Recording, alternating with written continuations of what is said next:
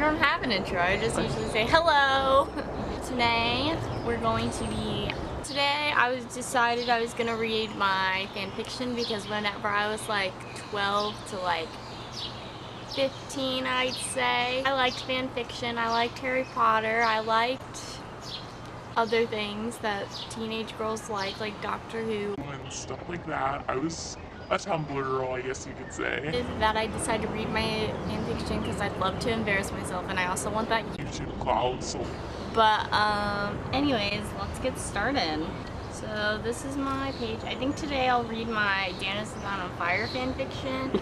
So this is like the cover. I didn't make this actually. You go to like these forums and you can have people make them for you. And people are like, oh yeah, I want to make covers. Just go ahead and put your name and your title of your story and everything that you want on it if you want to make one, if you want me to make you a cover. And I was like, sure. I'm lazy. I can have someone else do it for me. It's free. Might as well. The title's This Shouldn't Be Legal. I don't know why I picked that title because it's nothing illegal happens really in this. Created in December 7th, 2013, so I was 14 years old whenever I made this. The summary section of the story has moved to England, checked off. Be somewhat perfect, checked off. Not fall in love with an unexpected stranger, that's not checked off. Oh, wowzers. 53 people liked it though, and I got 24 comments on it, so I mean that's pretty poppin' if I do say so myself. So chapter 1. Also, thanks for reading the first chapter. Reading the first chapter, if my story, so hope you enjoy. Let's get started.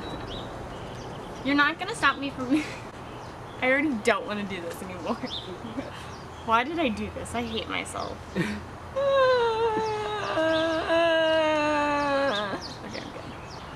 You're not gonna stop me from moving, Sam, I stated to my now ex-boyfriend. I've wanted to move to England since I was little, and now I can finally move to England. But please, Lillian, he started falling. He started falling to the floor and grabbing my leg. I need you to live. This is a little emo, but okay. You're pathetic, I said, moving my leg from Sam. I'll just take a cab to the airport. I left him there crying. I walked down the road to the busy street where I could get a cab. I stood there trying to wave off a cab when it started to drizzle a little bit of rain. Great, I muttered to myself, just what I need. It's really not a big of a deal, honey. No, I thought that's what prostitutes looked like, I guess. When I was 14, I don't know. I don't even know why I wrote this woman in, but I'm sure she'd be a great woman, and I don't know what was wrong with me. She looked at me and asked, do you know where some guy named Sam lives? She pursed her lips, waiting for my answer. Oh yeah, I smiled. Walk down that street, and then it's the 4th house on the left, I stated, pointing down the wrong street. Wow, what troll. My answer seemed pretty legitimate, apparently, and she nodded, walking in the wrong direction. I smiled to myself and got in the cab and pulling my suitcases in where the woman once occupied. I thought that was like a bomb-ass sentence. Where to? The old cab driver stated dully, obviously not wanting to be a cab driver. Who wants to be a cab driver? Appara Airport, please, I said with a large smile on my face. Again, I was still excited. Okay, Appara Airport, the reason why is because I don't know the names of airports. Obviously, I couldn't have been like LAX or something like that. But I liked Harry Potter, and so I used Appara Airport because that's how wizards travel. Hilarious. I arrived at the airport 3 hours before my flight. I was glad. I didn't want anything not to work out. I needed to leave America as soon as possible. I wasn't needed in America. I belonged in England. I thought about Sam, about how he said he needed me to live. No, he needed his prostitutes to live.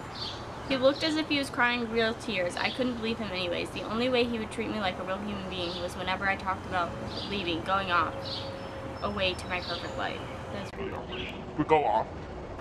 After 3 hours of me reading Harry Potter's and the Sorcerer's Stone, I obviously didn't know how airports work because if you arrive at the airport 3 hours early, you still have to get through security and everything, and that takes like an hour and a half already, so it's fine.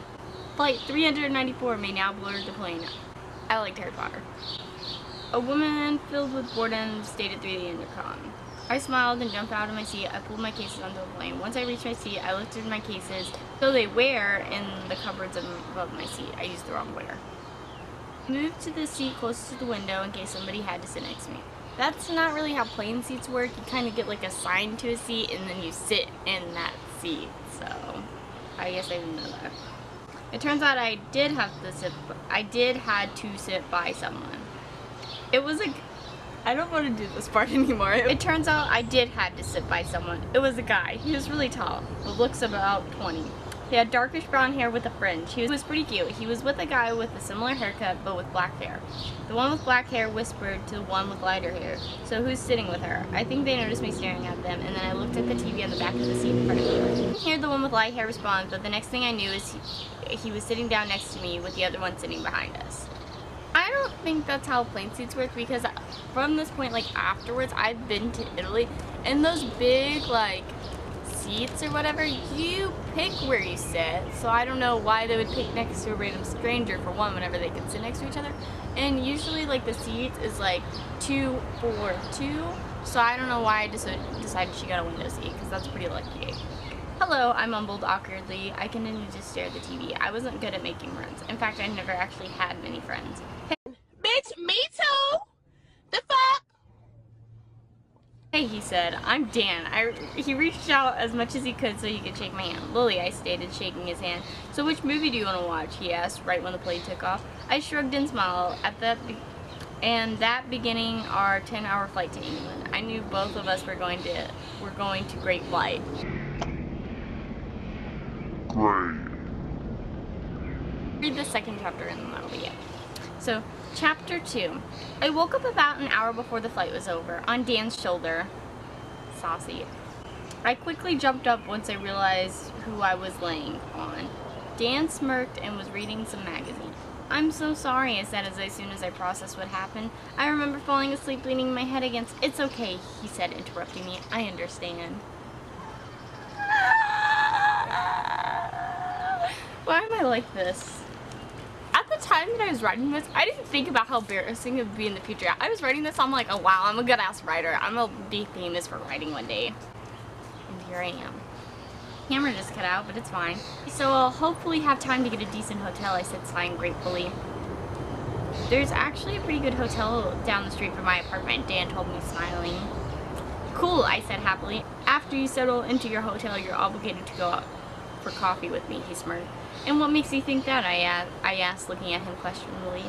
Well, I think that's because there's drool in my jacket, he said, laughing at me. I didn't drool, I whisper shouted at him. He laughed slightly. I got out my Harry Potter book and started to read. I laid my head for sure on the window and continued to read.